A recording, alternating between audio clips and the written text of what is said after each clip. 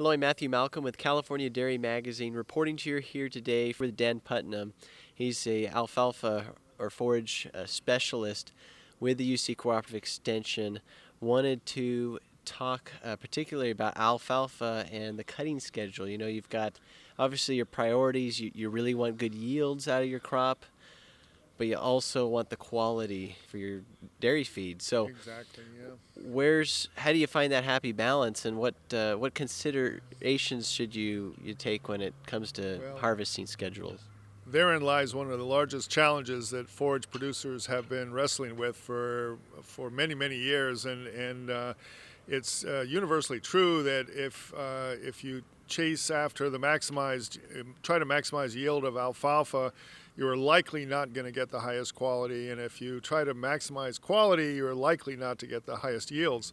And so that's what we call the yield-quality trade-off. And generally speaking, one of the most powerful things for controlling quality in the field is cutting schedule, so harvest schedule. So if you cut at, say, 21 days or 21 to 25 day cutting schedules, that often is the highest quality that we see, or even earlier. But if you cut at that kind of schedule, you're going to probably get one of the lowest yields you're going to see, plus the crop will not last long. We see stand persistence is really negatively impacted by very, very short cutting schedules.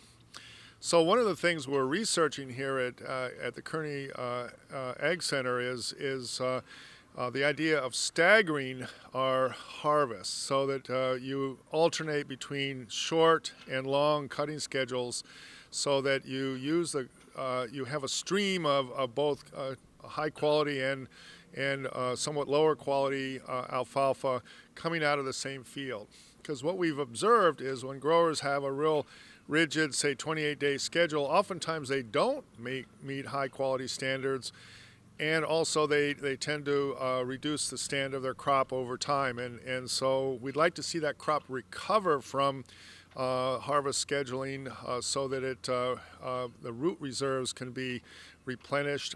We saw evidence today that long cutting schedules really result in much more vigorous regrowth.